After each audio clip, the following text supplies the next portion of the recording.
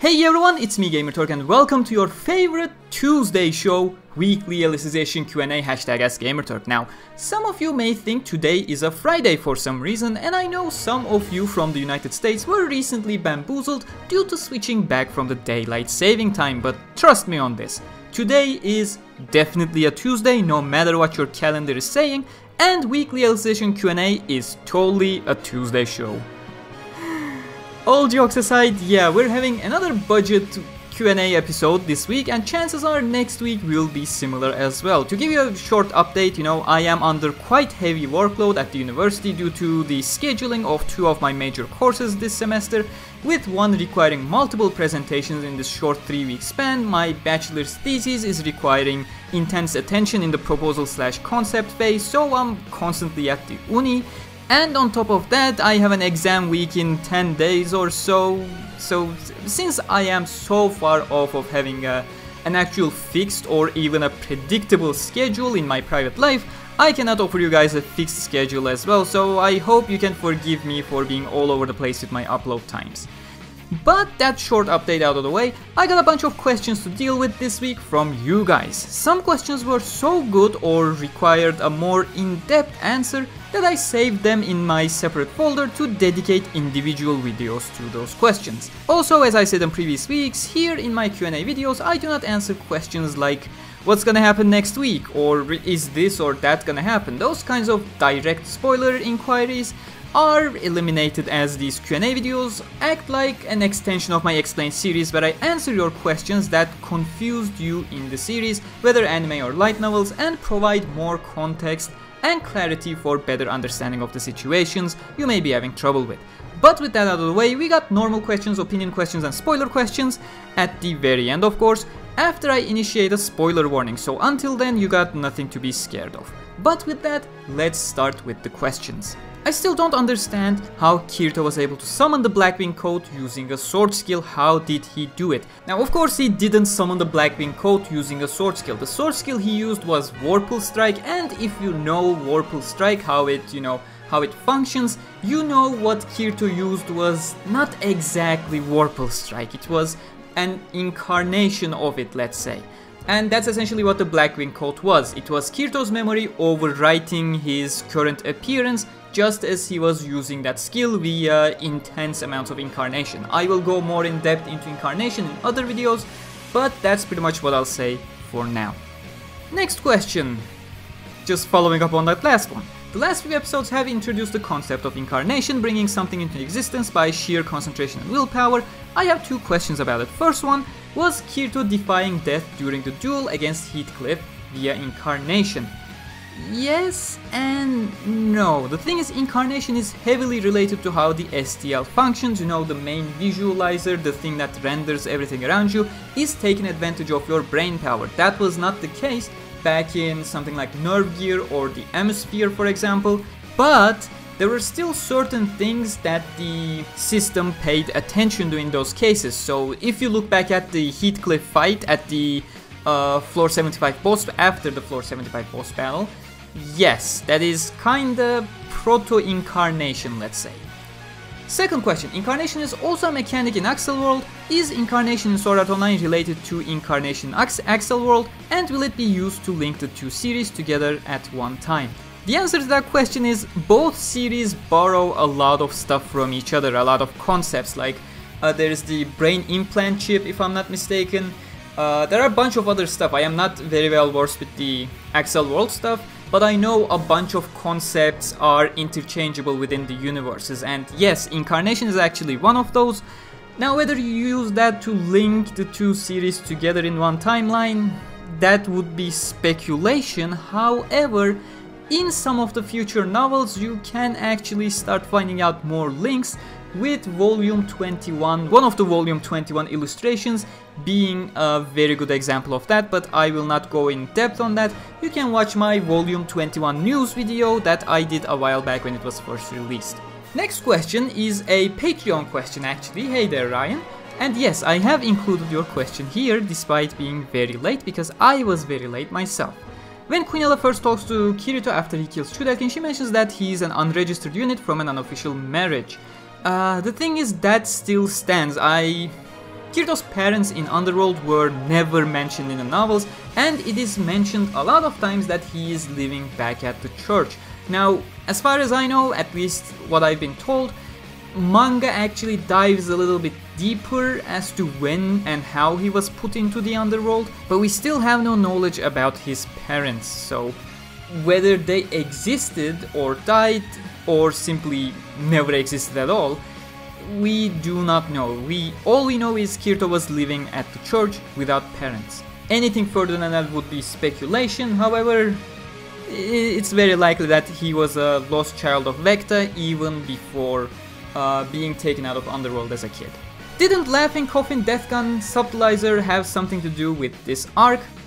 Yes, they do. That's why you see some of them in the series so far, despite not being there in the novels. But yeah, the link has been established in the anime a little bit earlier. Also, smash or pass Quenelle. The correct answer would be getting stepped on by Quenelle, thank you very much. Why can't Kirito access the OP sword during the Ordinal Scale, where he defeated the level 100 monster? That's because we're not in Ordinal Scale, mate. This is Underworld, an entirely separate world, an entirely separate server, an entirely separate database. The sword does not exist. Just because it's the Seed Nexus, it was created via the Seed Nexus, does not mean it's literally connected to the same resources. It's not. Since Cardinal and Quenelle are essentially the same being, should they be evenly matched for their fight, or will Cardinal or Quenelle be more powerful than the other? In normal cases, yes. However, remember that Cardinal and Quenelle were separated about 200 years prior to what we're seeing right now. They had very different development environments, they had undertaken different measures to fight each other, and both have specific plans to utilize against the other, so don't expect an evenly matched scene. Both had different ideas, both has different plans, and we will get to see more of them tomorrow and next week. Can the weapons on Sword Golem be used individually as its own weapon, and also is the Sword Golem dead? What happens to the weapons when it dies? Let's start with the first one. Yes, theoretically you can use them as their own weapon because they are simply weapons with the priority class of a divine object, so that question is definitely yes. Also, is the Sword Golem dead? No, it is not yet dead, as I have talked about in my explained video, as we have seen in the previews that were released today. No, we're gonna see more of the Sword Golem, and we're actually gonna see the mystery behind the Sword Golem, how it was created, etc, etc, so keep watching tomorrow for that. What happens to the weapons when it dies? They are just weapons. Some of them may break if they were the subject of a critical attack or something. But yeah, it's essentially swords coming together. They are still individual swords, and the Sword Golem can be taken apart. Two questions. Why is Quenelle able to memory release the swords on the wall if she isn't holding them? That's actually a good question. I will not explicitly answer that because the full answer requires spoilers. However, remember that memory release requires a bond with the memories of the weapon, and this is something to think about. That's why I included this question here. I mean, you have one day to think about it, but still. Why does Quenelle have a bond with the swords, or does she even have a bond with the swords? And if she doesn't, then how is she using a memory release via the swords? You know? Think about it. And the second question, in the previous episode, why was Yu-Gi-Oh able to use two-handed and one-handed sword skills with the same weapon? That's because the sword is classified as a one-handed long sword, you know? In Underworld, it's still a proper sword. What am I calling proper? I do not even know. But it's still a sword, and it's not as restrictive as your traditional MMORPGs, you know? It doesn't say that you can't use that skill because that's a one-handed weapon and you're trying to use a two-handed. You can still hold the sword with two hands if the sword is large enough within a reasonable thing that is not very clear, that is not explicitly stated as well, but we see it time and time again. So this is the case. If you hold the sword, if you can hold the sword with two hands and properly wield it, you can use the two-handed sword skills as well. We have seen similar things with the black one too when Kirito was using it, etc, etc. Again, you can't use, for example, a rapier skill with a sword, but you can use two-handed skills with a one-handed sword if it's large enough. Mind if I ask, is the sword skills in Underworld automatic when they are doing the pre-motion stance like in SAO? Yes, they are automatic, they are system assisted. It's very much like Aincrad and Alo in that aspect. They are not doing it manually. They can do it manually, or they can do it through other means, like Kirito did with Vorpal Strike. He didn't use the actual Vorpal Strike that was within the system. I mean, he initiated it, but he technically speaking didn't use it. It was the Incarnation taking over to actually fulfill that sword skill, for example. So that's another aspect that can be utilized. But in short, yes, they are system assisted movement. What other times did Kirito use Vorpal Strike? I remember that sword skill name so firmly, but I can't remember a single time he used it. That's actually very easy. I'm gonna attach a link. We have an entire Wikia article for Vorpal Strike and pretty much for all sword skills for that matter, and you can just scroll down and see every single instance that skill was used. That was used back in Aincrad in one of the Heathcliff battles as far as I remember, and yeah, in many instances as well.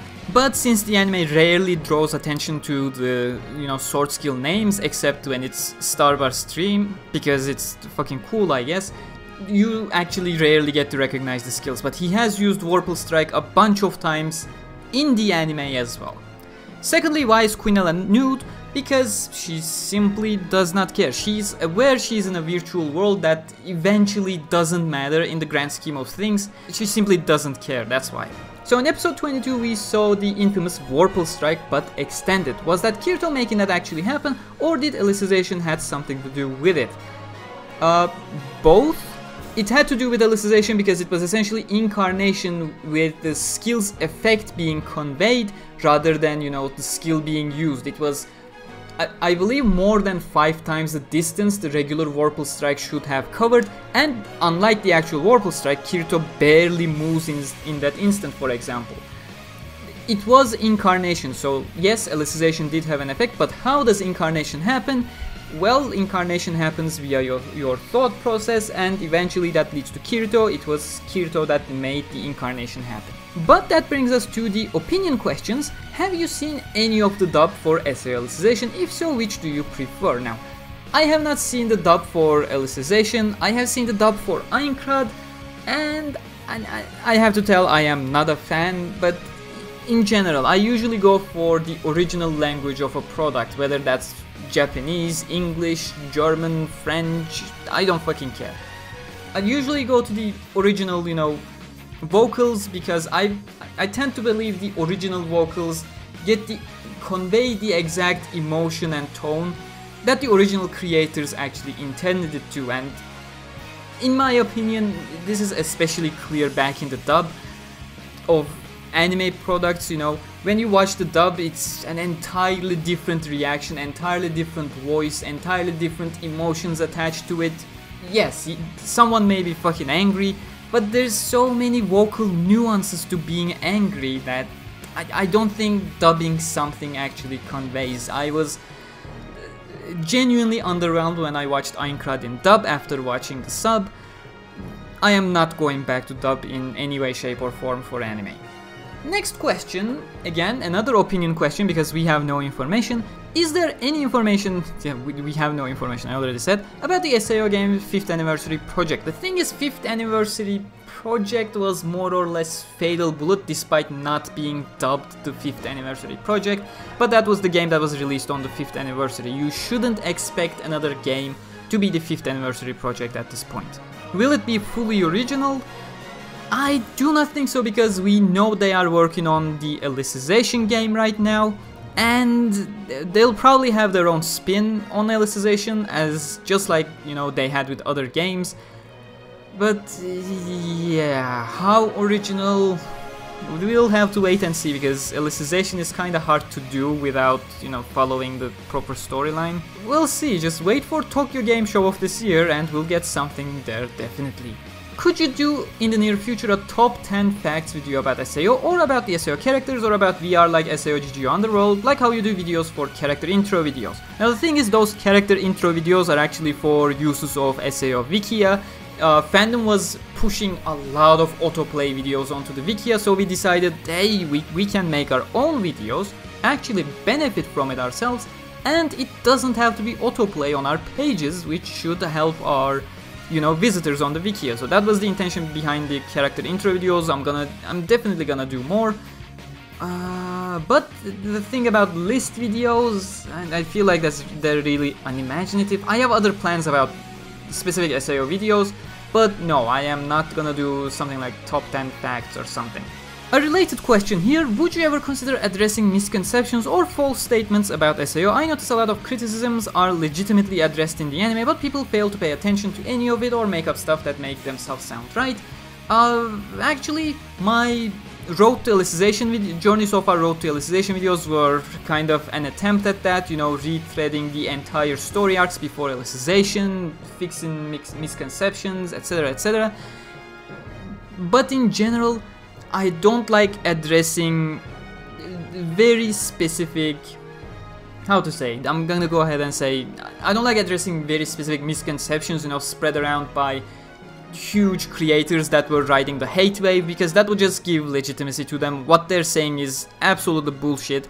Those who pay the slightest bit of attention know it, and I feel like I would do everyone a disservice if I actually acknowledged that bullshit and responded to it. That's why I never do it. You know, there are some people that do it that I do not agree with, because even when you respond to that criticism, those kinds of people are not open-minded to actually listen to you, you know.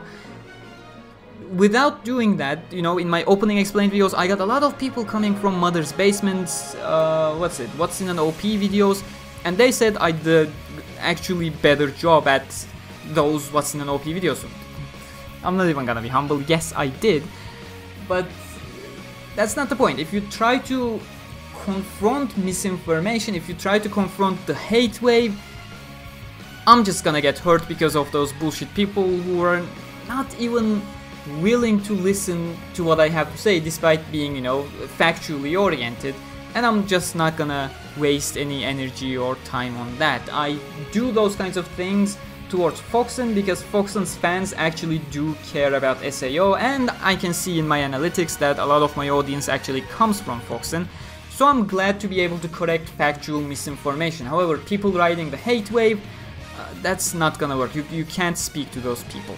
But that brings us to the spoiler questions, so this is gonna be it for you if you don't want to be spoiled.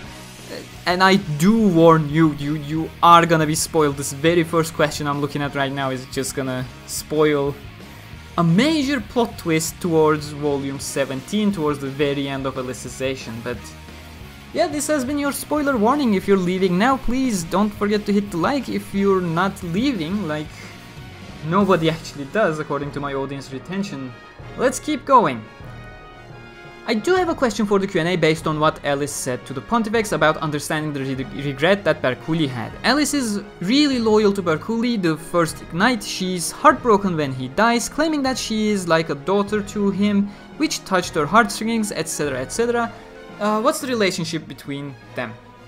The thing is, Ellis does see him like a fatherly figure, but she also knows he's not a father, you know. Even when she was a proper knight, what she knew was that she had no father. She was summoned from the heavens, so calling Berkuli uncle was the next best replacement. After she learned about the truth, she knew she had an actual father, so she still referred to Berkuli as an uncle, because otherwise it would be inappropriate, you know. You already have a father, you're referring to that person as a father. It just wouldn't work, and especially with Japan being more conservative with these expressions, she just keeps calling him uncle, but she sees him definitely as a fatherly figure. That's why she cares about him so much. As for the other side of things, Berkuli does see Alice as her, let's say, does see her as a daughterly figure on the other side of things, of course, but he does not feel like he is quite up to that task, quite deserving of that title of being a father. So that's essentially it. They do have a father-daughter relationship, but they are not. Hopefully that answers the question, you know. Certain things have to be interpreted from the novels. Actually, Valgav from the SAO Wiki helped me a lot with this question. Since I have not read volume 17 myself, it's not yet released. Come on, Yan Press, at least fucking publish your volume 16 so I can read it. But yeah, that was actually the only spoiler question that we had. like when I eliminate the very basic direct spoiler questions, there's barely anything left. So if you have spoiler questions, please be more elaborate, more than just is it this, is it that kind of things. Again, thank you very much for watching. Apologize for coming up with another budget Q&A video. In terms of production, that is, you know, didn't use the camera, uploading on a Friday, etc. But hey, that's what I have to work with, so I'll see you, not tomorrow, I am not gonna go for a day one explained video. I'll see you on Sunday probably, or maybe Monday, with the episode 23 explained. Hope you enjoyed the episode tomorrow. It's gonna be one hell of an episode, including the episode 24 next week. But yeah, until then, stay cool.